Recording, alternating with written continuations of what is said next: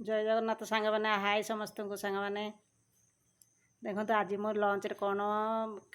खाइबा बनई देखो ये भात यहाँ कुंदुरी आलू भजा मसला देकी यहाँ बड़ी गाजर मूला भजा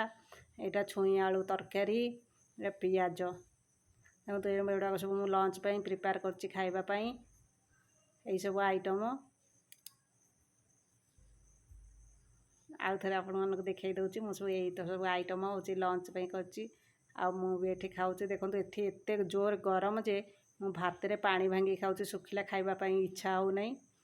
तो मत तो पखाल भात खाइबा पसंद से जेहेतु मुझे भात रे पानी भांगी देती द्विपहर तो मु पखाल भात रे जेकोसी आइटम हो मु खाए किसी असुविधा मत लगे आपण मानू क्या एमती लंच रे पखाल भात खाइबा इच्छा तो प्लीज कमेंट करंतु